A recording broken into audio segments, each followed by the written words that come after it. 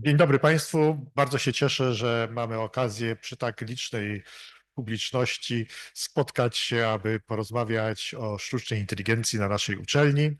Ta sztuczna inteligencja na uczelni ma dla nas szczególne znaczenie, a dzisiejsze wystąpienie jest w tym cyklu wykładów o sztucznej inteligencji specjalnie ważne, dlatego że budując narzędzia sztucznej inteligencji, kreując aplikacje sztucznej inteligencji, jesteśmy bardzo dynamiczni w tworzeniu nowych pomysłów.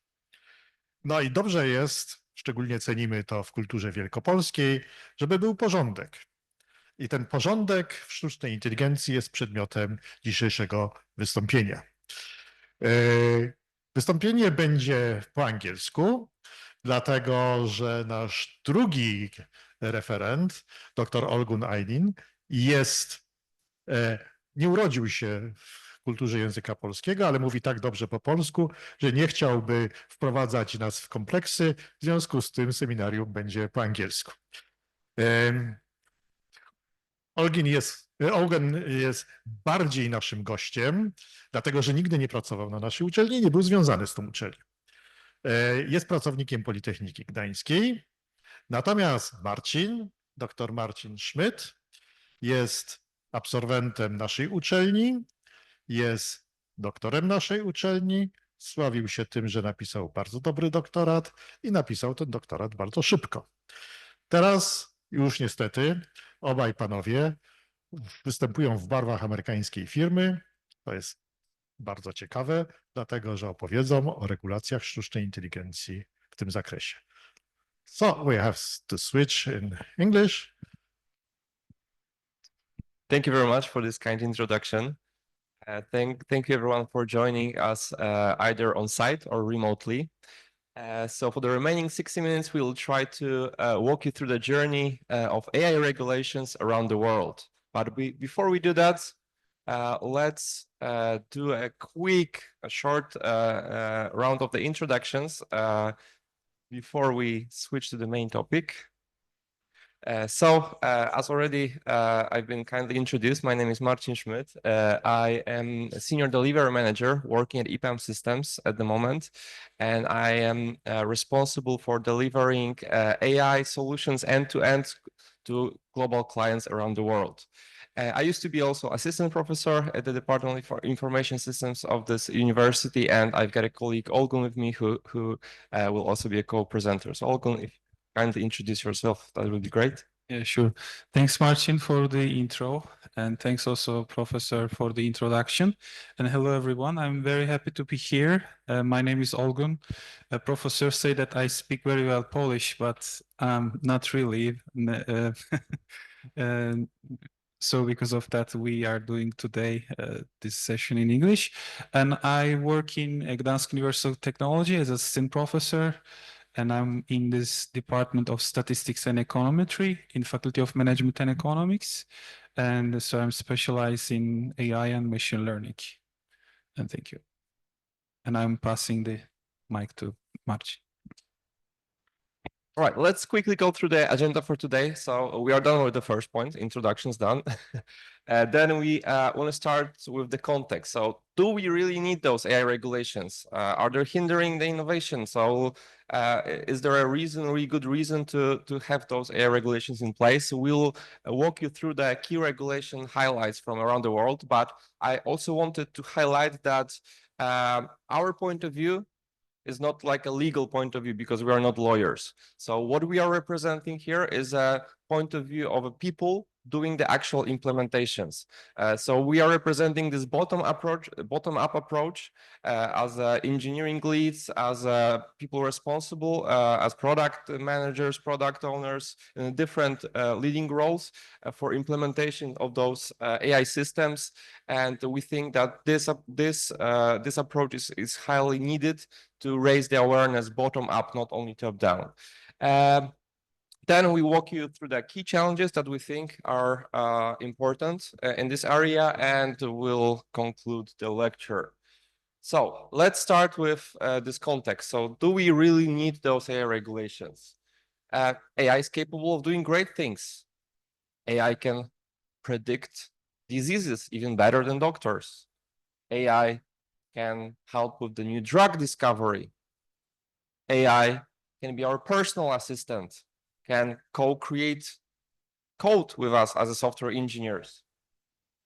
AI can generate images, especially Gen AI. Gen AI is the latest trend and technological revolution that is happening and is impacting all the industry around the world.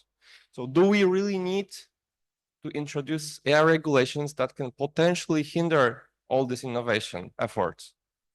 But the other side of this coin is the following. AI is capable of introducing racial bias in healthcare systems. AI is capable of leaking sensitive data if not used properly by transfer learning. AI is capable of taking constructive thinking from people. So they took everything for granted that is written. AI can hallucinate, and people cannot differentiate what is reality, what is not reality. AI is capable of introducing bias in the recruiting systems. So you may not get a job, not because you're not good, because you just don't fit into AI training data set. Or AI can even influence a political situation around the world by generating fake news or deep fake videos on a huge scale. And those are the challenges that should be somehow targeted by AI regulations. It's not possible to prevent all of those things, but at least we should make an effort and try doing international collaboration, multidisciplinary collaboration to target and limit the efforts of the harmful outcomes. What is even more challenging is that almost every single week, we've got a new technological revolution. We've got a new milestones, both in the technology, and the legislation is trying to catch up. So here on this timeline, you just see the last 2 years. Generative AI is rapidly evolving, and there are many different tools being released every single week. So this is even more challenging to catch up with this landscape when we are trying to deal with the potential disadvantages. So I'm going to hand over to Olgun, that he will talk a little bit about other potential risks that we have. Thank you, Marcin. Yeah, Marcin already mentioned what AI actually could do in a good way and also in a bad way. So now I would like to focus on a little bit the risks of using AI. Of course, like I'm not going to here mention like things, so if we use AI, we will explode something and so on. But actually we can cause really critical problems, especially on the ethical side. So what those things could be? Definitely AI can cause some bias, as Marcin mentioned, in the recruitment processes. And we saw actually this happened. Amazon was using AI tool for recruitment, and it turned out that there was race bias. So, you know, it didn't happen that those people were not qualified for the job, just they were, you know, having different race, and then the AI model interpreted this race factor in the model in the wrong way. And also here it's worth mentioning that bias is not in the models, I mean partially in the models, but the main bias in the data, because those AI models are trained on very large data sets, which are publicly available, or some of them actually not even publicly available, because there are some issues with the copyrights. However, this bias actually is in the society, especially gender-related, race-related bias in the society. And connected to that, of course, AI is using those documents written by human. And so this is also impacting the bias exist in the models. And of course, like related to data protection and privacy, there are also some concerns and some risks in terms of using AI, and as well as fairness. And lately, and last but not least, so the copyright related problems. And here Marcin was showing you like few, screenshots here. As you can see, so here actually, okay, so I think we will see it in the a little bit further slides, but we saw actually a few issues. For example, New York Times sued OpenAI because it turned out in the next one. Yeah, exactly, sir. Thanks, Marcin. Yeah, we can see that New York Times sued OpenAI and Microsoft because it turned out that OpenAI used copyrighted content to train their AI models. And so, and actually New York Times literally managed to generate their news through ChatGPT. And this is like a huge concern. And then we saw the similar thing with Midjourney. Midjourney is probably some of you already know, but I can also say a few words about that. Midjourney is an AI model to generate images. So it's very similar to DALL-E models developed by OpenAI. And it turned out that actually they also had some problems with the copyright. I think Getty Images, this is the biggest image repository in the world, and Getty Images sued Stability AI because they used those images which are not publicly available. And maybe some of you already use such tools. So when you want to use some image from such places, if you don't pay, and there is this watermark, it says Getty Images, and it turned out that some of those images were generated with Getty Images watermark. So this is like a huge concern, and so it's a big problem. And even like there was like a kind of like an interview with the former OpenAI researcher, and this person said not good things about like how training of those models were happening. So having said that, we have to reiterate that we cannot accept anything, but also at the very, very first place as human beings, we cannot accept any of those biases, and we cannot like cause some disadvantages connected to those biases to people, like in this human resources like HR recruitment example. We cannot cause any bias in terms of the gender, ethnicity, race, or any other biases. This might cause some disadvantageous situation for the individuals. So, and this is actually a sentence that I took from European Union's research study, and they published a research study. We will touch on those things in detail, but I would like to highlight this sentence: biases in algorithmic systems may lead to discrimination. And I took it from, like I said, European Union's research study. So they focused on machine learning models, and they prepared very detailed, very scientific report and how those actually biases are happening by using those algorithms. And we saw those examples in the recruitment I have mentioned few times, and recommendation engines. So nowadays actually e-commerce exploded. So I'm sure like most of us sitting here and online are doing online shopping. Those online platforms are using recommendation engines, and they might also have some gender bias as well, right? And loan application decision, and I will actually show you an example. And this is taken from a journal paper published on the Scientific Reports Journal. And there was another very detailed research study, and it turned out that there was a gender bias in the mortgage loan applications. And as you can see here in this example, so those colors are representing the gender. And so filled circles, full circles and empty circles are representing the loan history of individuals. So on the left-hand side here, we can see that for men, for one individual, even though this individual didn't pay the loan in the past, so this person got approval for the loan application. However, on this side, one female individual actually didn't get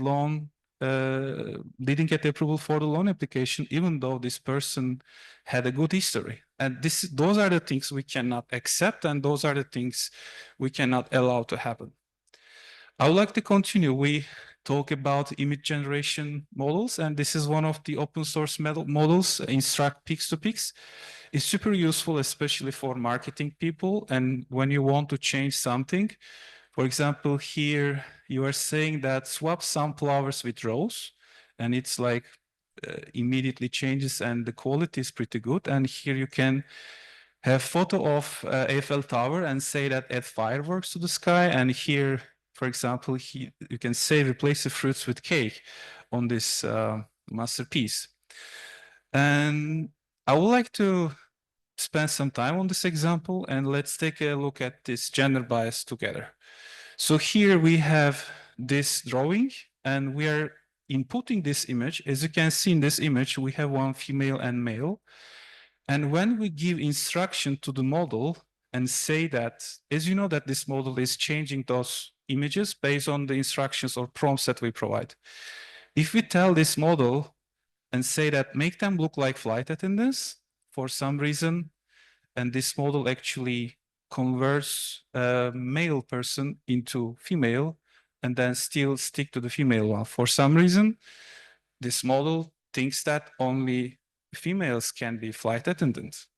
This is not true. And the last one is also another bias, gender bias. And when we say that make them look like doctors, and apparently both of them look like males, and the female person was converted into male. So this is yet another gender bias that we can observe in those models. And let's continue. And I would like to show you an example from actually my native language. So it's Turkish.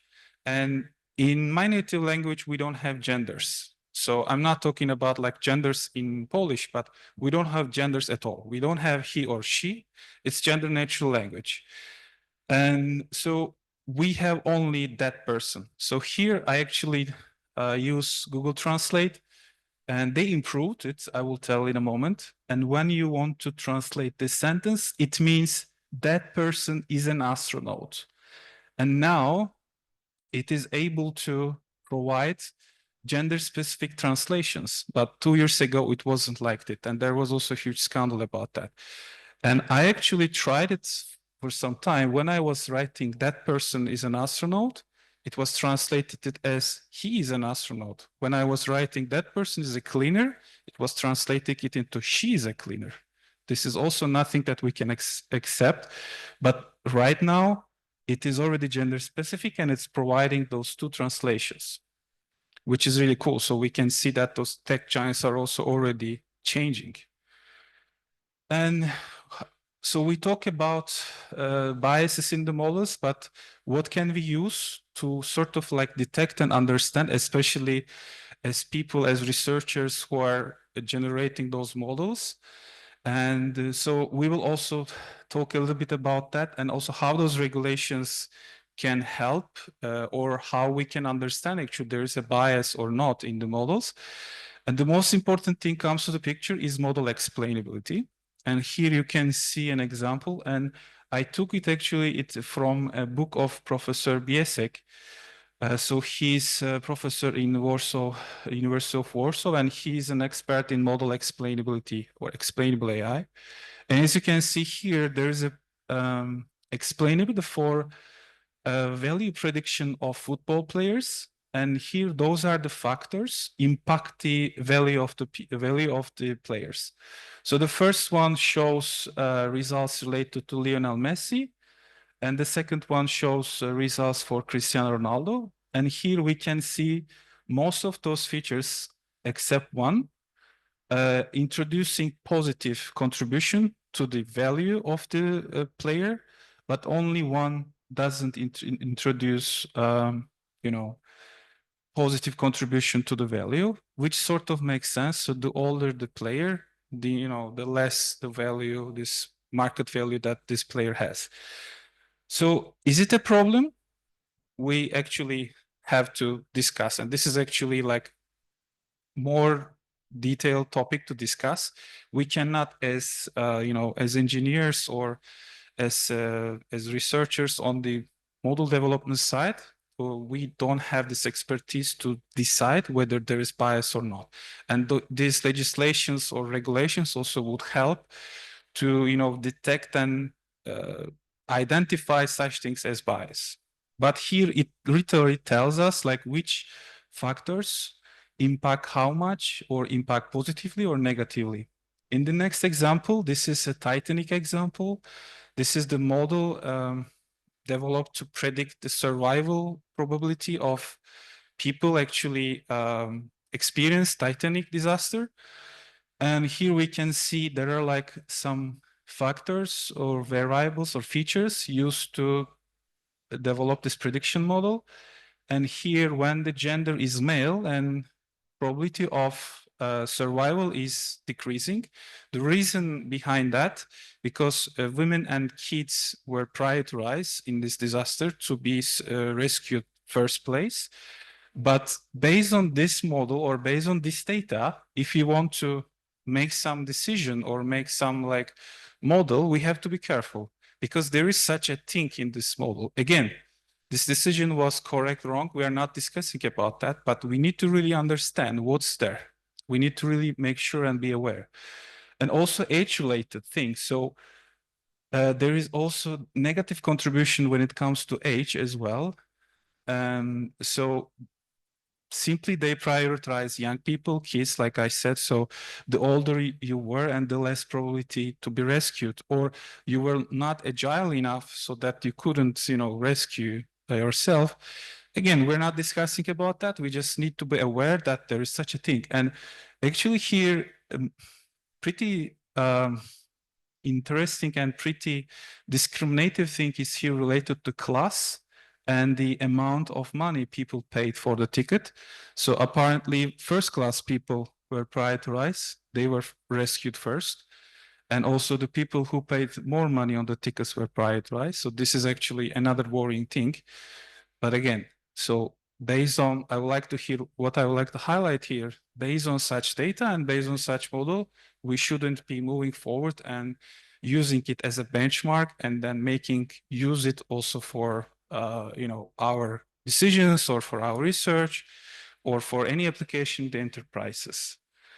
So now I will actually, sorry, I'm still continuing, just a few more slides on my side.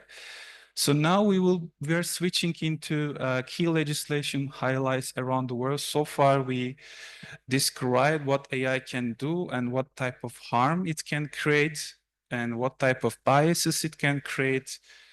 And then now let's take a look what's happening in the world in terms of regulating AI-based solutions or AI-based, decision-making systems. So we can see here very quickly that not only governments, but also some different authorities they started to talk about already, a need. There is for sure, and everybody agrees that there is a need for regulation. There has to be some legislation, proper guidance in terms of how to use and what to do to make sure that those things are not appearing in models and we are not causing any disadvantages to any individuals. So what we can see very quickly here, and White House released the AI Bill of Rights. And so what we can see also FTC, so Federal Trade Community, already published very detailed report to highlight the problems. And UK Department for Science, Innovation, Technology already working on some legislation. And US Chamber of Commerce also runs some surveys and some detailed analysis and reports related to wrong usage of AI. And OECD, and this was quite important, and OECD countries like sat together and they started to discuss importance of, regulating AI-based solutions. And even there was this kind of like a workshop part of the G20 summit, and all, G20 countries representations attended this event to discuss what can we do internationally, how we can collaborate, and what are the kind of like downsides of not doing that. And FDA is also very much pushing for regulating especially in the healthcare. So especially AI-based decision-making tools, they are so much pushing for regulating, and we will see in a moment.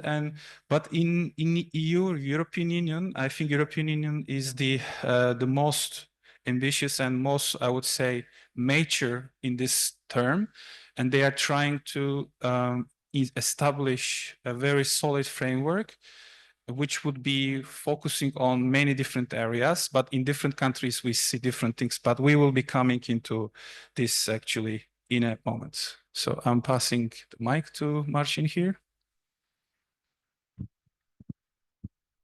Thank you, Olgun, for this brief introduction. So we will start with Europe and European Union, because as Olgun mentioned, European Union with this European Union AI Act is paving the path for the rest of the world at the moment.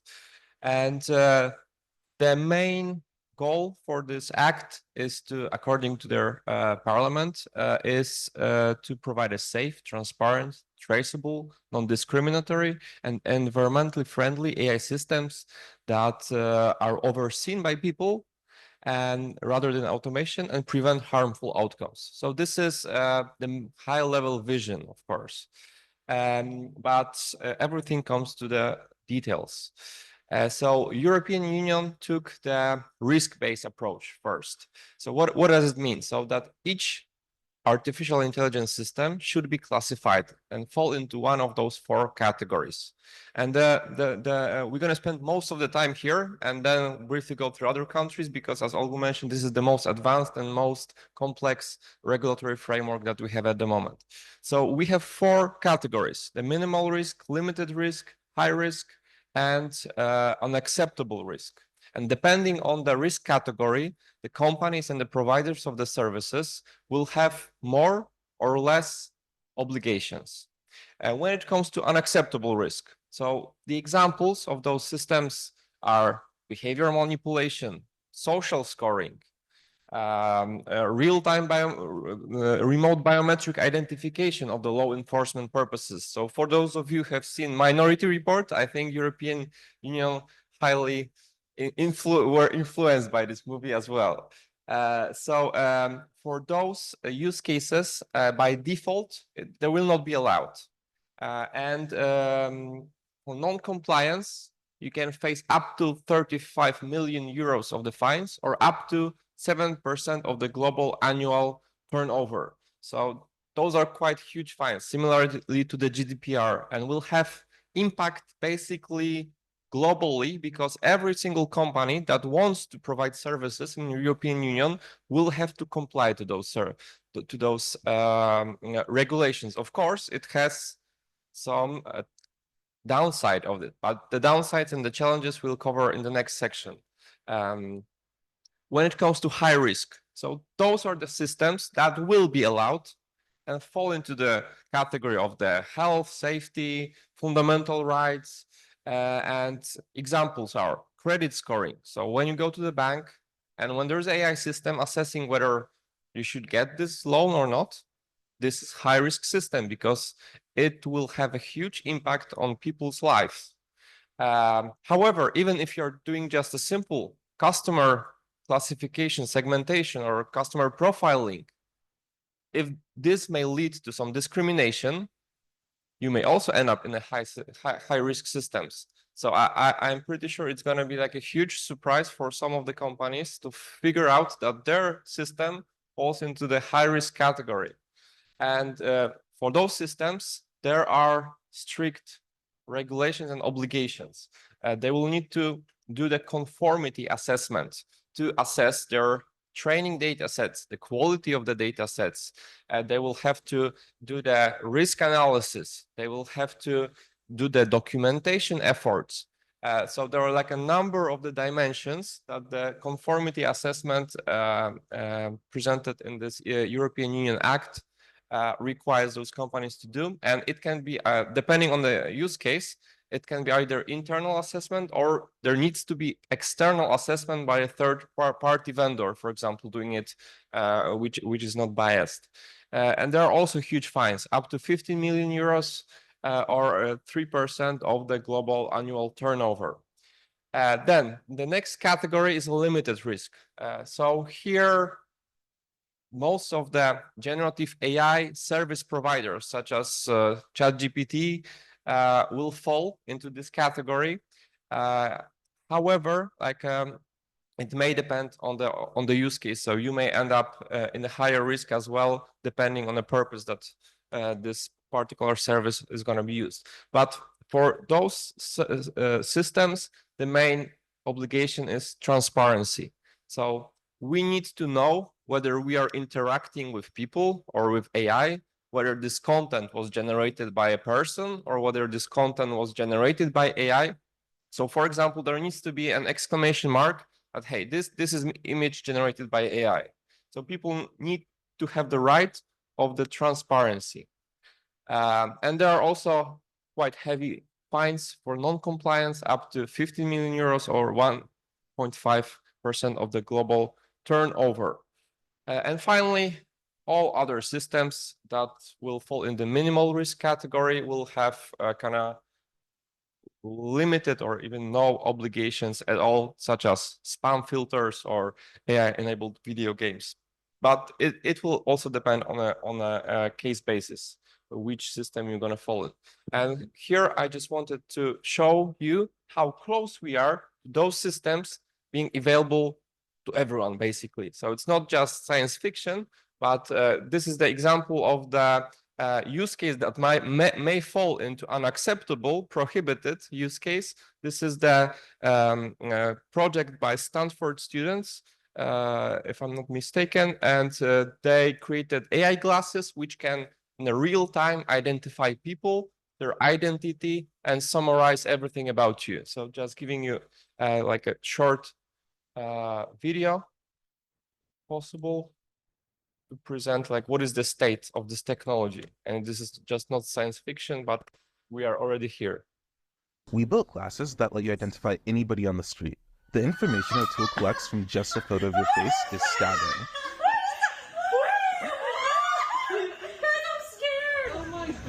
To use it, you just put the glasses on, then as you walk by people, the glasses will detect when somebody's face is in frame. This photo is used to analyze them, and after a few seconds, their personal information pops up on your phone. Oh, this is me volunteering. June Lee, right? Yeah. Oh my god. This photo was great. This is like from You're from 2008. Bergen County Academies? Yeah. Your Korean name is Ju-eun? Cambridge Community Foundation. Oh, hi, ma'am. Wait, are you Betsy? Yes. Oh, okay. I think I met you through like the Cambridge Community Foundation, right? Yeah. Yeah. It's great to meet you. I'm Kane. Oh wait. Oh, so do you happen to be the person working on like minority stuff for like Muslims in India at all or something? Yeah. Really? Yeah. Are you Kashif? Yes. Oh, I've read your work before. It's super cool. I'm Anfu. Nice to meet you. Oh, I love. Anfu, get in frame. What you see here is a reality, and that's why we need to catch up with all the legislation efforts, also to be sure that what can be used and what shouldn't be allowed on the public spaces.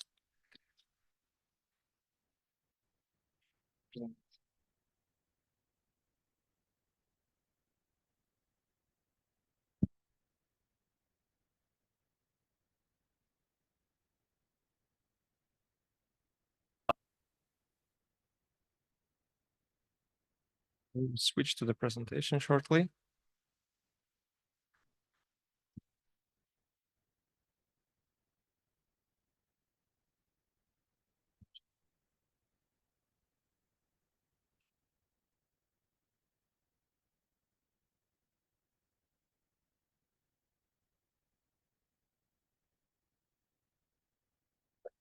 So this is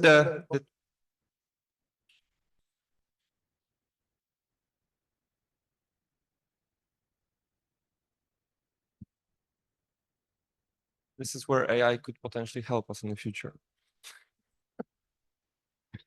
But it's never ending, unsolvable problem at the moment.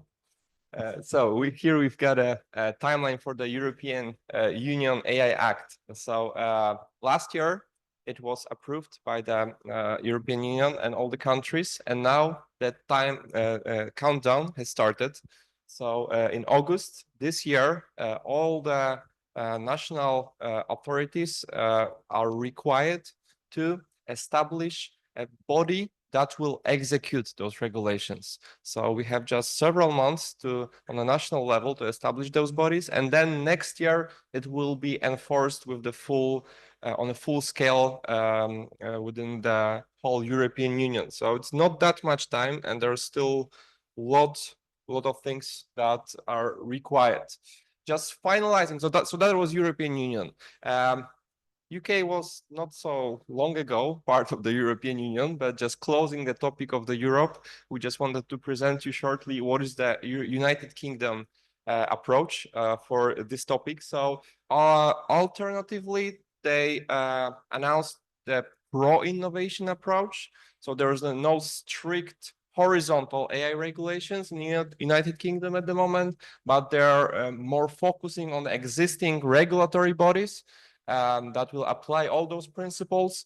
They have established the AI office, and they will be monitoring the situation. So this is kind of existing regulatory bodies approach, which they claim to be more pro-innovation based.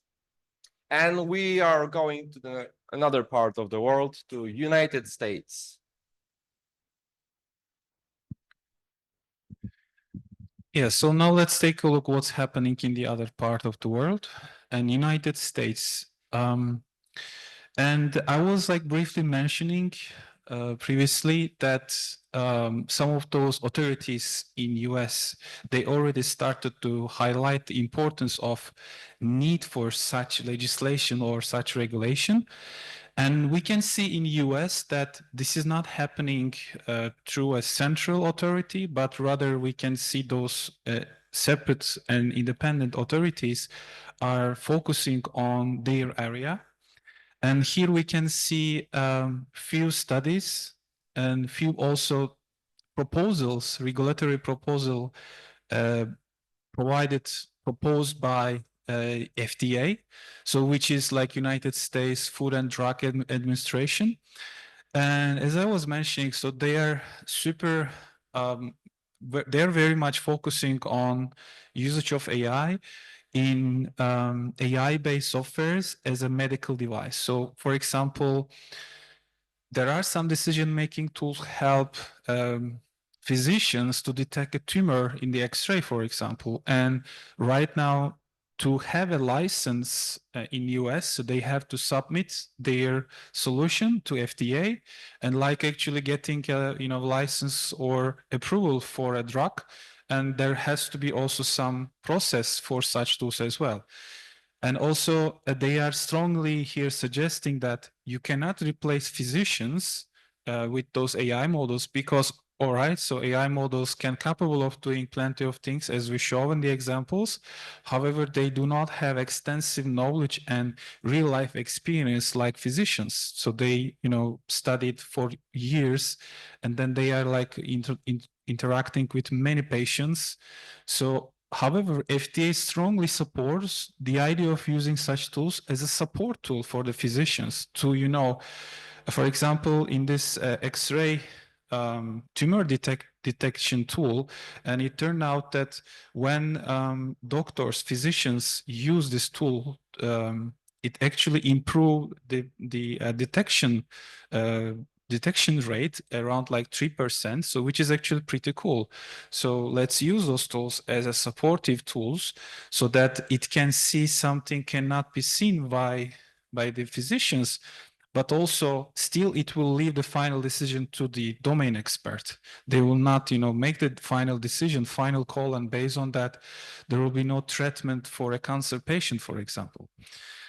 And so, and they are strongly suggesting that there has to be supportive regulatory and there has to be clear methodology and there has to be, those tools have to go through reviews, assessment before they are interacting with humans.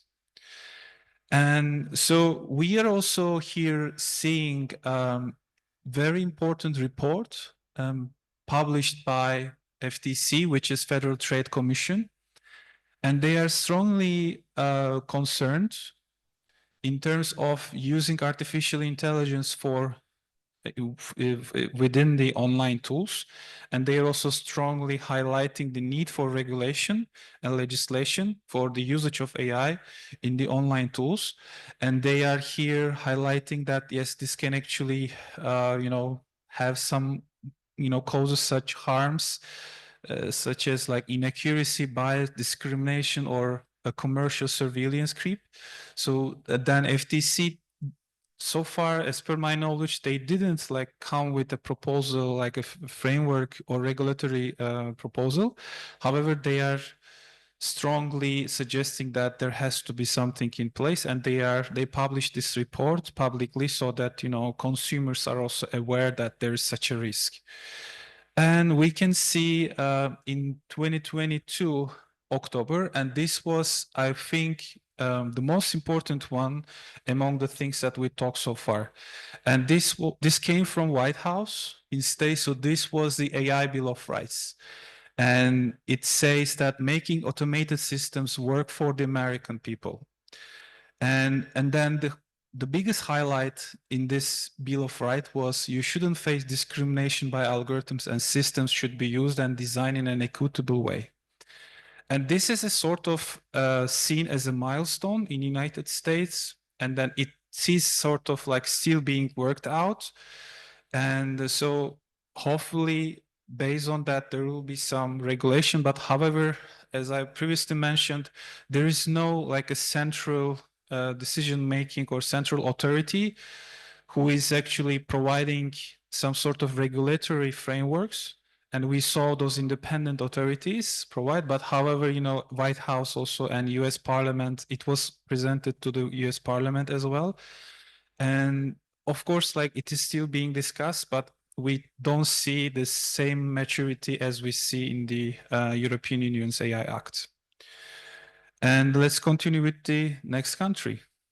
Yeah, thank you, Olgun. So we pick those countries either by their importance in the world economy or by the fact that they're quite advanced when it comes to AI regulations. And South Korea is the latter example. So South Korea recently, so just a few days ago, on December 26th, they passed the AI Act on developments of artificial intelligence and establishment of trust. And it's called, in short, AI Basic Act. So they are the second jurisdiction in the world for that passed the legislation on the comprehensive legal framework for AI. And this act is a combination of their 19 proposals and discussions that were happening also with the European Union. And you can find really huge number of similarities with the European AI Act. So for example, it's also a risk-based approach. This is also a risk-based approach. There are strict requirements. The higher the risk, the higher the requirements. And they're also stressing the importance on transparency, ethical guidelines, and establishing the bodies on the national level that will oversight the market. So what you can see here is that after years and years of debating, we are slowly coming to some consensus that is international. So that was South Korea. So we're gonna just speed up a little bit, not to bore all of you, because we could talk about each country for a long time. So going to Australia. Australia not yet introduced any strict regulations, like horizontal regulations at the moment. So they are only voluntarily guidelines. Those guidelines are also risk-based. So depending on the category that you fell, there are different guidelines. However, last year, Australian government also published a note that there might be need for some stricter regulations. And in September, they published a proposal on those mandatory regulations that could be introduced, and the debate right now is happening as we speak. So this is the state of Australia. India is heavily investing in AI at the moment. So they're investing not only in the resources, so centers of excellence, but they're also investing in AI infrastructure. So they are heavy both public government investments and public and private companies are investing in things such as AI infrastructure, power grids, making sure that there's a high bandwidth, reliable internet. While all this huge investment is happening, there are no specific direct AI regulations, but rather guidelines. So what you see India as emerging country is focusing more on the growth, development, while putting less emphasis on the regulatory side of it. Going to China. China, 2021-22, they introduced some regulations, but they're focusing on different things. So rather favoring users, they're favoring national security and national objectives over the protection of the users. In 2023, they also were the first country to introduce the regulations on generative AI, but in a similar focus. So the focus of the China is definitely different than most of the Western countries that we covered so far. The key compliance requirements for the Gen AI cover lawful use. So surprisingly, they want to respect intellectual property. But at the same time, when you're using training data sets, the service providers of the generative AI needs to uphold socialist core values. So when you're having a chatbot, you need to ensure that it upholds socialist core values. So those are a different focus in the regulations, but at the same time, they are also kind of quickly introducing them, catching up with the technology.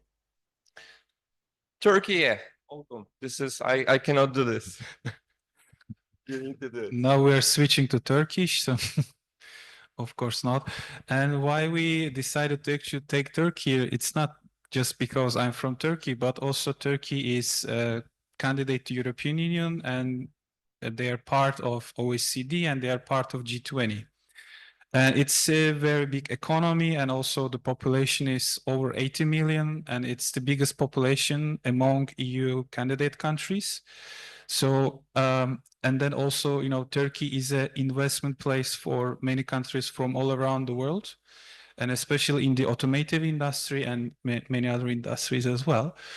And so far, Turkey does not have a strict regulation or does not have any framework. So, however, on September 2023, there were actually very interesting examples. Those in kind of like independent bodies, they actually, without even regulations, so they run some investigations on few problems or few companies. And for example, what we can see here, on September 2023, Advertising Board imposed fines on advertisers to sanction practices that rely on AI-generated information. And because it was showing like a wrong information to the people. And in another example, we can see that they use ChatGPT, and then they claimed themselves the biggest fashion retailer in the country.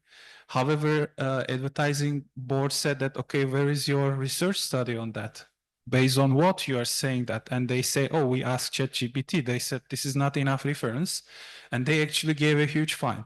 And these are very good examples, actually, that even already independent authorities or independent bodies started to pay attention to that, as at least like to avoid, you know, spreading misinformation to the society. And we can see that first draft of AI bill was proposed to Parliament on June 2024, actually this summer. And so this is like pretty extensive one, and it is still going through some assessment within the Parliament, but Turkey is also not rushing up with implementing any framework, since, you know, Turkey is candidate to EU.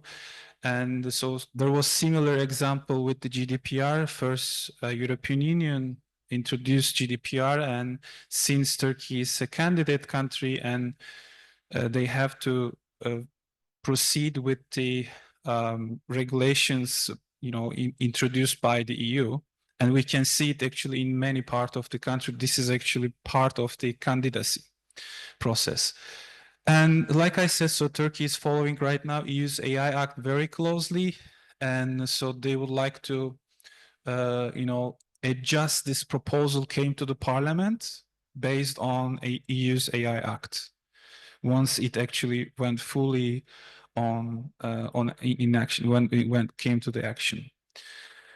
So now I think, again, I will turn back to Marcin to kind of like wrap up this legislation part. Yeah, so we wanted to highlight the global landscape for AI regulations that we have at the moment. So definitely, as it was mentioned, European Union is leading those efforts. US is catching up, but rather on a specific sector-based approach. And the landscape resembles the time of the GDPR introduction. So this is very, very similar situation where European Union was also leading the effort and other countries were quickly catching up and following. South Korea is also introducing similar acts. So it reminds that it suggests that we may have some international consensus for the Western countries and the developed countries. And when it comes to China, they have different focus. They have focus on the national security and control over the protections for users. India and other emerging markets have less regulations, and they focus on the growth and just provide some guidelines at the moment.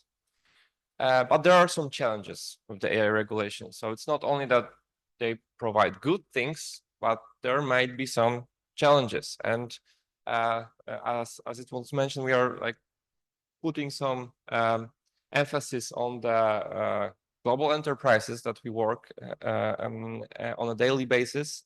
Those are some of the challenges that almost every single global company is trying to answer at the moment. So how to ensure compliance in all regions? What should be the strategy? Should we just follow the strictest set of rules? Should we just follow European Union AI Act all over the world? Or should we take a different approach, like a geo-based approach? So we may have different services in European Union, different services in the United States, different services in other countries. We already see that, for example, Apple is not launching Apple Intelligence in European Union, and European Union AI Act is not even yet here. So you can see how this European Union AI Act and the regulations have impact. So will it hinder some of the innovation and the services that we provide for those countries that are that have stricter regulations? Should we just withdraw from some of the markets? So we just say that, hey, we will do business everywhere else because here we have too much of the regulations. How to implement that? And this is where we see, especially when it comes to implementation, that there's too little discussion happening. So we just see what needs to be done. Hey, you need to have a training data set that is not biased, but no one is telling you how to do that, which tool to use, which algorithm to use. Is sharp explainability enough? Maybe it's not enough. So this discussion is not happening on the scale that it should be happening. And all the global enterprises and the providers are trying to answer this question at the moment. So that's why we see also that multi-domain collaboration is needed between engineers, between lawyers, between legal departments. So it's not just that we'll wait for the legal department to come to us and said, hey, this is what you need to do, because sometimes they don't even understand the context behind some of the use cases. That's why this collaboration needs to be really close and sometimes bottom up, not only top down. Which markets to prioritize for innovation, growth, or resource allocation? Should we move all our people to countries where there are less regulations so that we can quickly experiment, develop our things? Or should we wait for the paved path. So should we just start already preparing for those regulations, or should we just wait for the first company? Because the first, the people and the companies that are doing it for the first time, they will need to allocate a lot of the effort to understand, to explore. So those are the questions that we don't have answers yet. And those are the gaps that should be addressed as soon as possible, not only on a company level, but rather on the international level as well. And there are more challenges with that. And yeah, and so far Marcin talked a little bit about like what are the challenges in terms of implementing, but also there is another side of the medallion, which is like how it will impact the smaller companies and enterprises. And there is definitely strong, separation and strong difference between them. And so, and as you can see, this is actually a research study, research report published by US Chamber of Commerce, and they went and asked questions and they run survey among the business leaders. And so actually those small business leaders are a little bit concerned. And the example also is given related to the GDPR and what we observed with GDPR when it went into action in 2018, and companies had to put so much effort on, implementing them. So instead of like doing some innovation. And also we could see based on some reports, and innovation declined 36% at that time. And even on this App Store and Google Play Store, and we saw less applications released there. And so now the concern is, will it again happen? So actually those regulatory making bodies are also hearing those concerns, and they are trying to help companies or like make more clarity on that. And so, yeah, this is the thing actually we do not want to have happen. And also there is another consensus on increased cost. And we could see with GDPR as well. And to detect or to make sure that companies are comply with GDPR, they had to either develop their own solution in-house, or they had to procure some solutions provided by third-party companies. And they had to also run some transparent assessment and review process during this procurement. And this, of course, increases the cost. And we saw similar thing with the anti-money laundering regulations as well, not only in the digital world. This is also in the banking sector, but we could see the same thing. And this actually opened up totally new specialty. So we are also expecting, at least like personally, I'm expecting that this will bring up new specialty, something like AI governance specialist. As Marcin said, that this is like not only requiring engineers or researchers on the engineering side, but also it requires social scientists, lawyers, and retailer experts, and so on and so forth. And for smaller companies, this is actually a kind of like a burden in terms of cost. And definitely there are expectations that just only for a small company, additional cost to implement those regulations will be maximum around $500,000 per year. And for an enterprise, yes, this could not be maybe so big cost, but for small scale companies, this might be an important cost. And we actually already mentioned a few things in terms of this question, will it hinder innovation? Hopefully not. And in GDPR example, we saw that it actually declined. I mean, innovation declined. And so there was also open question asked by Piotr Miller in October this year, sorry, not last year, AI Act implementation reliefs. And this was an open question to the European Union parliamentary. And it was like AI Act implementation relief, implications for tech startups and SMEs. I think like when we talk about tech startup, there are like two different aspects here. So the first one is tech startup which are developing solutions using AI, and other tech startups such as we can see Mistral and Cohere and those companies which are actually developing those models. OpenAI now actually they are part of Microsoft, but there are also many others startups or tech startups are already developing those models and serving those models to the companies. And both of those companies actually will be definitely impacted. So both of them have to make sure that they are comply with the AI regulations, because especially those developing companies, I mean, the companies which are creating those models, they have to make sure that their customers are secure.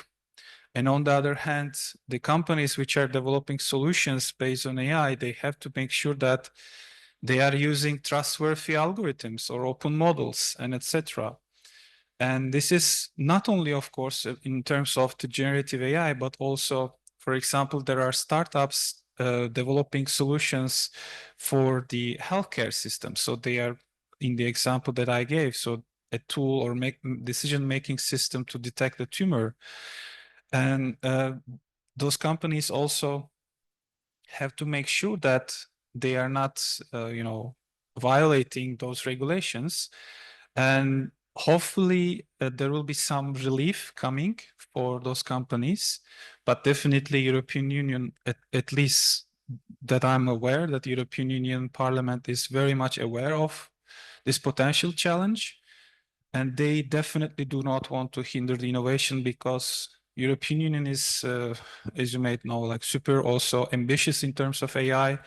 They already actually created a new funding, and they are now developing like AI factories all over the European Union, and they would like to actually be global leader in the artificial intelligence. European Union wants to introduce the so-called AI regulatory sandboxes. So this is potential solution, at least to not to hinder innovation that much. So that would be like environment provided by the government, by some third-party companies, that you can experiment with your solutions and see what is the impact on the social side, on the technological side. However, there needs to be much more discussion and debate in the public space, like how to implement that, because we just have the requirement at the moment, but we are far from the implementation yet. Yeah, definitely. And so in many examples we gave so far, so we can, detect or understand or have model explainability, but we still do not know based on which algorithm or where to use which algorithm to explain AI models, but also how to interpret them. So in this Titanic example, we could see that age is having some negative impact, but I'm not a social scientist to decide whether this will cause bias or not. And this is also super important, and it is extremely wide topic. We cannot just go ahead and implement them without having a consensus and having like different domain experts in the room. I think we are jumping to the conclusions. So yeah, we are almost on time, so I just wanted to quickly summarize what we have covered today. So we think that balancing innovation, ethics, and public safety is needed. It's not that we can just favor one side or the other side. So we need to find the right spot and balance those elements. We need to raise the awareness bottom up, not only top down, so that even when you're just engineer developing something, you need to raise some concerns. You need to collaborate also with other departments like legal, especially in those big companies, to start and trigger this discussion. International multidisciplinary collaboration is needed for global AI framework, so that we have some international consensus, like what should be done. And also this is the problem and challenge for the global companies, like which strategy to take when your services are around the world. We need to, this is the consensus which I mentioned, and we need to focus more on how, not only on what. So either those regulatory sandboxes, or like what are the guidelines on the implementation of this, because lawyers most likely don't give us the way how to implement that, but we will still need to do it somehow. And this is debate that needs to happen for global companies and also local companies as well. And there are big opportunities for the consulting firms, and it will remind the situation where GDPR was enforced and everyone was seeking help. And this is the similar situation that we expect will happen when the AI Act, AI EU Act is in place. So the sooner we'll start preparation, the better, the easier will be this phase for us. And finally, it's not just one time, right? So as I mentioned at the beginning, every single week, we've got some new tool being released. So finding a process that is repeatable for revisioning all those regulations will definitely be a challenge, but it's a must-have for the moment. Do you want to add something, Olgun? Well, I think these are the conclusions so far we came to, and thank you so much for your attention. And yeah, it was great to be here. Thank you. Yeah, thank you as well. Thank you very much for an excellent spectacle of the ballet, because the switching in your leadership was so dynamically. So it's really very, very impressive. I would like to ask our participants from the hybrid mode to formulate your inspiration questions in chat. Do you have any questions? Yeah. Yeah, it will be great. Thank you. Dorota Czyżewska, Department of European Studies. I have two questions regarding the European perspective towards AI legislation. First of all, thank you very much for your inspiring presentation, of course. My first question is, who really needs AI regulations in Europe? Which group of stakeholders is really in need when it comes to the AI regulations? And secondly, you've mentioned, of course, that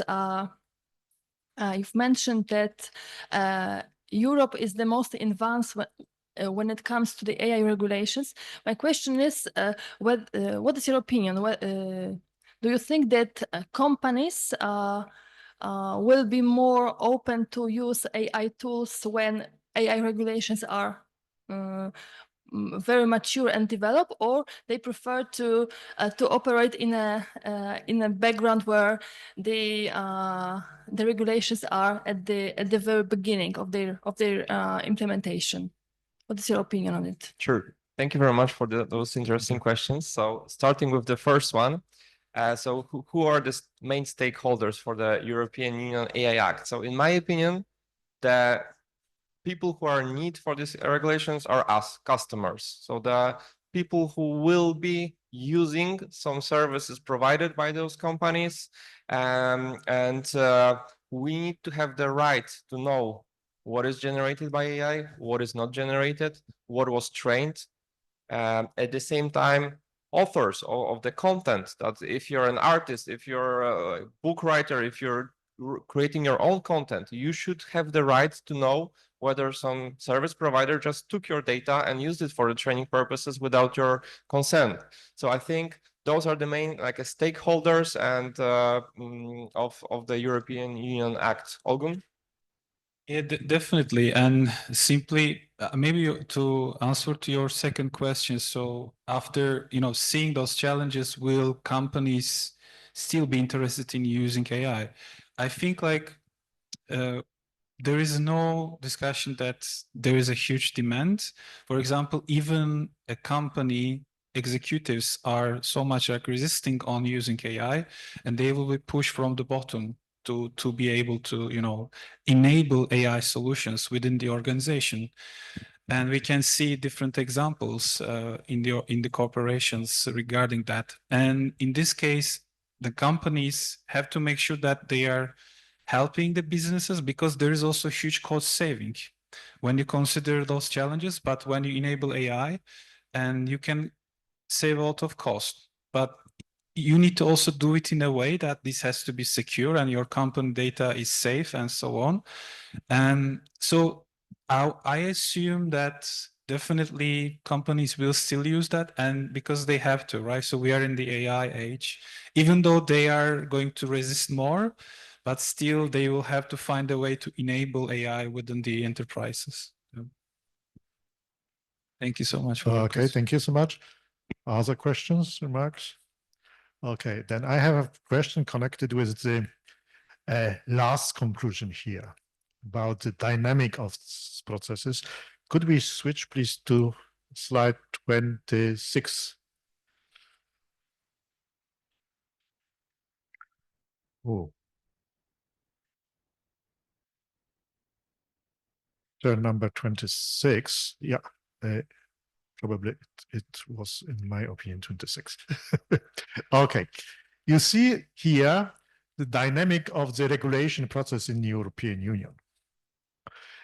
And we need 2 years to implement the regulation in the European Union. The explosion of AI in Europe began with ChatGPT, more or less 2 years ago, 3 years ago. It means that the dynamic of the processes in AI is so impressive, and also the dynamic of regulation is also impressive, but impressive is because it's very slow, and AI is impressive because it's very fast. Are we able to create real useful regulation because it's this dissonance between two processes of dynamics? Yeah, that's definitely like going to be a big challenge. I would add on that European Union started before Gen AI, however, put on hold the legislation efforts because Gen AI was introduced, and it introduced a lot of the confusion, and the whole act needs to be like rewritten, at least to some extent. So definitely the fast pace of the AI, Gen AI, maybe next year is going to be even new technology that we don't even know yet, like quantum computing, and impact of it. But definitely we need more effort on speeding up the regulation speed, and close collaboration with companies, with the experts on an international level. So we need to come up with the new processes and new way of collaboration that will accelerate those efforts, because in the current way it'll be definitely a challenge. Yeah, so I would like to also add one more thing. I'm not sure if we will observe that, but I think such a thing happened with GDPR. So last year, an European Union put this Digital Act in action. So this is actually, again, protecting the personal data, focusing on those, tech giants such as like AWS, Amazon, Facebook, Meta, and Google. And especially, for example, in Meta, there are like multiple products, WhatsApp, Facebook, and Instagram. And by default, before this Digital Act, you were logged in, and then your data was distilled in as one user without your without your permission. But with this Digital Act, so right now you have to give a permission so that Meta can recognize you as one person. But if you don't give it, so this is additional effort for Meta to recognize you as one person. Because if they can recognize as one person on multiple platforms, and they can get like more precise results in terms of their commercials, their ads. So I'm assuming or expecting that this one regulation will not be enough. Definitely there will be some changes coming on the way. So maybe even some supportive regulations or some legislations will be coming on the way. At least this is how I see it. And just one more comment from my end. I also think, like, this is my personal opinion, that we should learn also from agile and startup and fail fast. Even if it's not the perfect regulation, we should try, see results, and create this feedback loop that will allow us to work faster and introduce the better regulations in the future. Okay, thank you very much. Other questions? Okay, then I have another one, and it's connected with a very particular product and the strategy of compliance. This is an iPhone with AI, but AI is not allowed in the European Union for this device. Buying iPhone in Europe is a very expensive investment in comparison with the States or UK, with the UK, Australia, and so on. It's correct that we pay more or less. Pretty much. But at least like we are sure that our data is protected better. Okay. So we don't see the It's- fake videos, for example, with our face. It's a kind of For tax Kind of. for this security of our data. Yeah? I think that that's kind of a trade-off that is happening at the moment. If it comes to Apple intelligence, my personal opinion is that we are not losing that much yet. Yeah, it's another point. Yeah. Yes, but definitely we need to find a sweet spot, not to just be limited of all those services, but rather make sure that they are safe from what we expect, so that they will still be allowed, but they will not take our faces for their advertisement without our consent. Okay. Thank you so much. Thank you for coming in Rio and taking. Thank you very much for participation in other dimension of being, let's say, multi-channel world. Thank you. See you. Thank you so much. Ktoś? Okay.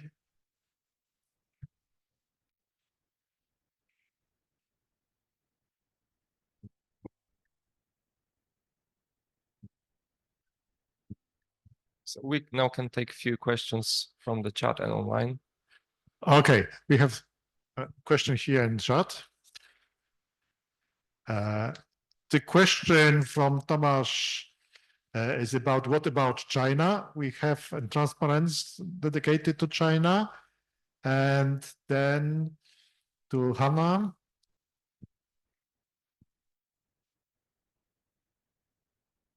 Okay, so I can start with the China question. So we covered it briefly. So when it comes to China, they are pretty fast in introducing the regulations. However, they have a slightly different focus, as I mentioned. So their focus is more on the national security and objectives related to that, rather than favoring the user privacy and being focused on a user-centric approach. However, yet their regulations also cover things as respecting the intellectual property, which is also a consensus that is being international. So when it comes to China, quick answer is that they have slightly different objectives in mind when it comes to, for example, Western countries.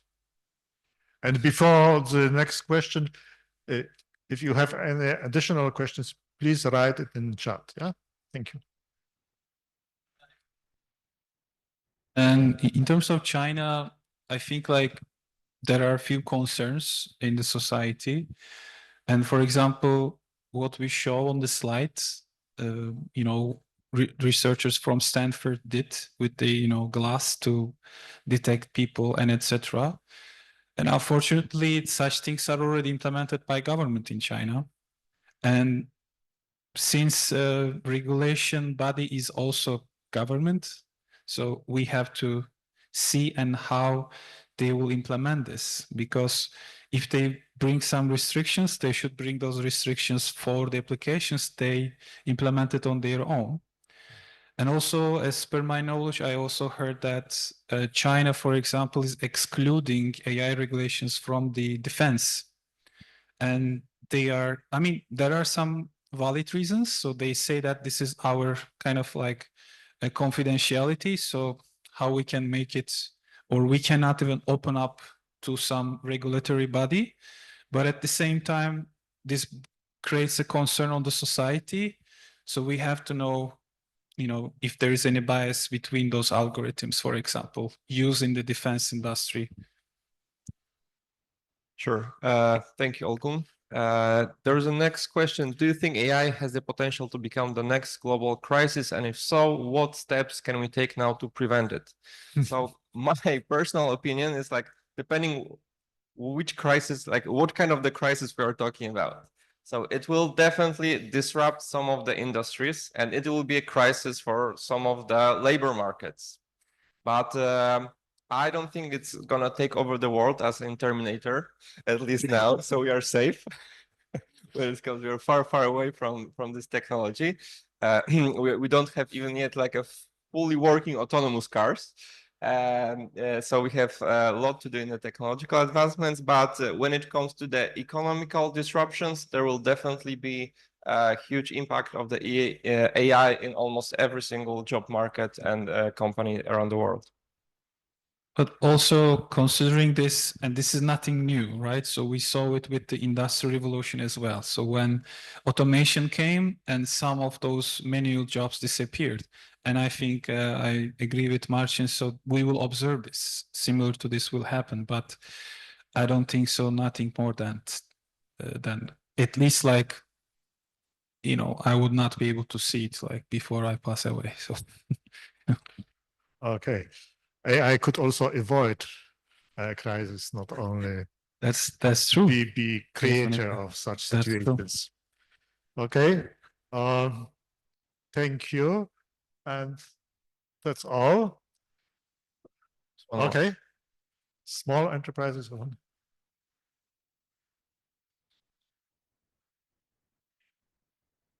Yeah, it's very provocative, yeah.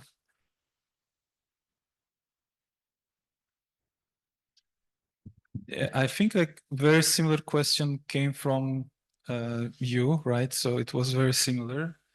And I mean, definitely like as Professor mentioned, right? So AI is not meant to cause crisis, but also avoid crisis. I think we should change our perspective. There is so much like negative sentiment about the usage of AI. And it started with the explosion of the generative AI. So now everybody's AI expert. So whomever on the street uses ChatGPT, they see themselves as AI expert, right? And this is, I think, more dangerous than any other like concerns having we could see on the small enterprises. And I think we should definitely, maybe as academicians, what is on us to explain to, I don't know, our students in the society with such events as well, to say that AI has much more benefits than disadvantages, but also we need to be careful while using that, I think. I think it goes very similar to this topic as well. Yeah. And when it comes to labor market, I would add that it's more of the, at least right now, it's more of the replacement of the regular job with the person who's doing the same job, but assisted by AI. So it's not going to take like completely all of the jobs, but it will, if there's like a regular software engineer, this person might be replaced by a software engineer that uses AI, because this person will be more efficient.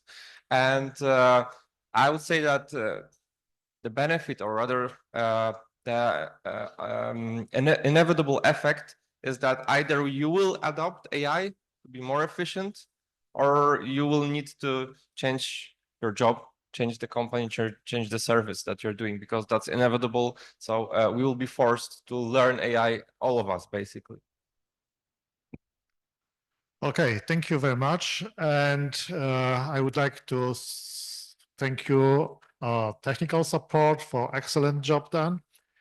And the last point is this is the invitation for the 4th edition of AI transformations in February, dedicated automatic detection of, it's very, very difficult to say any words, dedicated fake news. So see you again. Thank you.